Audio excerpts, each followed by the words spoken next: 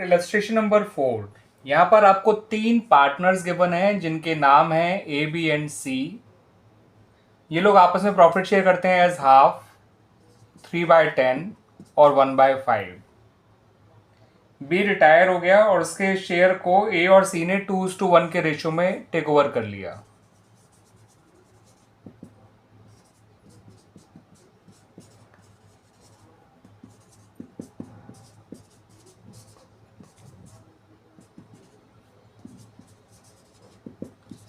ठीक है बच्चों, तो एक तो क्वेश्चन का ये पार्ट है जहां पर बी रिटायर हुआ और उसके शेयर को ए और सी ने टेक ओवर कर लिया इन द रेशियो 2:1।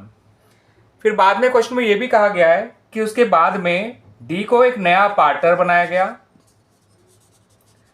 डी को जो शेयर दिया गया वो 1/4 है, जिसका हाफ वो लेगा फ्रॉम ए। ठीक है बच्चों, 1/4 का हाफ वो लेगा ए से, और जो अपना रिमेनिंग शेयर है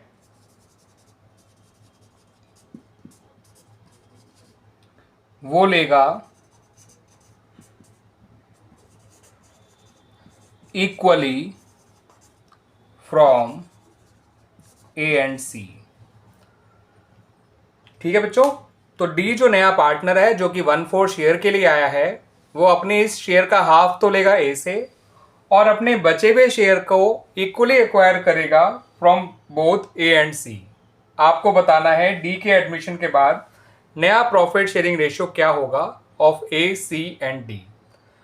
तो बच्चों इसको दो पार्ट में बांट लीजिए इस क्वेश्चन को। पहला पार्ट वो है जहां बी रिटायर हुआ और आपको ए और सी का नया प्रॉफिट शेयरिंग रेशियो निकालना है, और दूसरा पार्ट वो है जहां डी एडमिट हुआ और डी के एडमिट होने के बाद आपको ए सी और डी इन तीनों का नया प्रॉफिट शेयरिंग रेशियो निकालना है।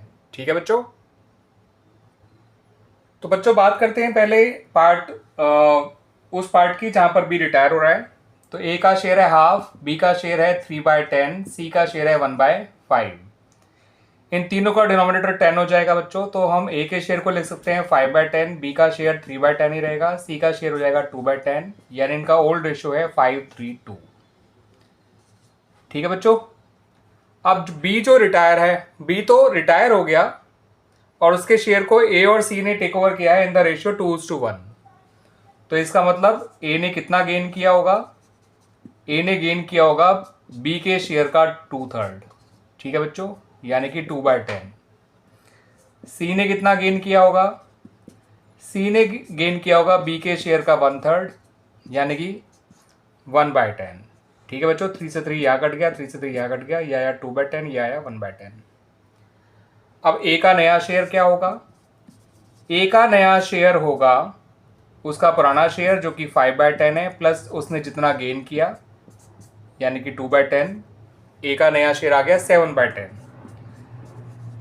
सी का नया शेयर आएगा जितना शेयर उसका पुराना था, यानी कि 2/10, प्लस जितना उसने एक्वायर किया सी से बी से, तो उसका नया शेयर आ गया 3/10।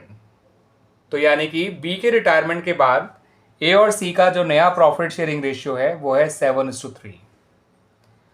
आइए अब बात कर लेते हैं इनके सेकंड पार्ट की, जहां पर डी को नया पार्टनर एडमिट किया गया है। तो बच्चों जब डी एडमिट हुआ तो उस समय ए और सी का आपस का रेशियो है 7:3। इस बात को ध्यान रखिएगा। डी का शेयर है 1/4। ठीक है बच्चों, तो ए जो है 2 बार सेक्रीफाइस कर रहा है। पहले ए सेक्रीफाइस कर रहा है डी के शेयर का हाफ, यानी कि 1/8। सही है बच्चों। अब डी का रिमेनिंग शेयर कितना है वो देख लीजिए। डी का टोटल शेयर था 1/4, उसमें से 1/8 तो वो ऑलरेडी ए से ले चुका है, तो डी का जो बचा हुआ शेयर आएगा वो भी आएगा 1/8। अब डी इस अपने रिमेनिंग शेयर को यानी 1/8 शेयर को ए और सी से दोनों से इक्वली एक्वायर कर रहा है, तो ए का जो दोबारा सेक्रीफाइस होगा वो डी के बचे हुए शेयर का हाफ, यानी कि 1/16। सी का भी जो सेक्रीफाइस होगा फॉर डी, वो डी के शेयर बचे हुए शेयर का हाफ, यानी 1/16। ठीक है बच्चों, तो डी ने अपना आधा शेयर तो ले लिया ए से, यानी कि 1/4 का हाफ 1/8 तो वो ए से ले चुका है। अब डी का बचा हुआ शेयर होगा 1/4 माइनस 1/8, जितना वो ए से पहले ले चुका है। तो डी का रिमेनिंग शेयर है 1/8। अब इस 1/8 शेयर को भी उसने ए और सी दोनों से इक्वली एक्वायर किया है, तो इन्हें दोबारा सेक्रीफाइस किया 1/8 का हाफ 1/16। सी ने पहली बार सेक्रीफाइस किया सी के रिमेनिंग शेयर यानी 1/8 का हाफ 1/16। तो आइए ए बी और सी ए सी और डी इन तीनों का नया प्रॉफिट शेयरिंग रेशियो निकाल लेते हैं। तो बच्चों ए का नया शेयर आएगा, उसका पुराना शेयर जो अब 7/10 है, बिकॉज डी के एडमिशन के टाइम पे उसका पुराना शेयर 7/10 कहलाएगा, माइनस जितना उसने डी के लिए सेक्रीफाइस किया। उसने 1/8 भी दिया है डी को, 1/16 भी दिया है डी को। इन तीनों का एलसीएम बच्चों 80 आ जाएगा। 10, 8 और 16 का एलसीएम 80 होता है, तो 10 8 जा 80, 7 8 जा 56, 8 10 जा 80, तो 1 10 जा 10, 16 5 जा 80, तो 1 5 जा 5। ये आ गया 41/80। ठीक है बच्चों, ये आ गया ए का नया शेयर। सी का नया शेयर आएगा, उसका पुराना शेयर जो अब 3/10 कहलाएगा डी के आने पर, माइनस उसका सेक्रीफाइस जो है 1/16। एलसीएम 80 आ जाएगा। 10 8 जा 80, 3 8 जा 24, 16 5 जा 80, तो 1 5 जा 5। ये आ गया 19/80। रही बात डी के शेयर की, तो डी का शेयर हमें पता है बच्चों 1/4 है। इसके डिनोमिनेटर को 80 बनाने के लिए ऊपर नीचे मल्टीप्लाई करिए 20 से, तो ये हो गया 20/80। तो ये हो गया नया शेयर डी का। तो ए का नया शेयर 41/80, बी का नया शेयर 19/80, सॉरी नॉट बी, सी का नया शेयर 19/80 और डी का नया शेयर 20/80।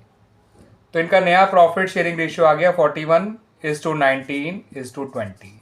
ये है नया ratio of A C and D after D is admission. Clear बच्चों? तो ओवरऑल ये जो इलस्ट्रेशन था ये दो पार्ट्स में डिवाइडेड था। पहला पार्ट जहां बी रिटायर हो रहा है और दूसरा पार्ट जहां पर डी एडमिट हो रहा है। तो एक बार आपने नया रेशियो तब निकाला जब बी रिटायर हुआ, और डी के एडमिशन के टाइम पे जो ए और सी का नया रेशियो है वो उनका ओल्ड रेशियो बन गया। ठीक है, फिर हमने डी ने जैसे जैसे अपना शेयर इन लोगों से एक्वायर किया था वो हमने निकाल लिया। फिर ए का नया शेयर निकालने के लिए उसने जितना डी को दिया वो माइनस कर दिया। सी का नया शेयर निकालने के लिए उसने जितना डी को दिया वो माइनस कर दिया। उन दोनों के नए शेयर आ गए। डी का नया शेयर में पता ही था, बस उसको थोड़ा सा रीएडजस्ट करके हमने सभी का नया प्रॉफिट शेयरिंग रेशियो निकाल लिया।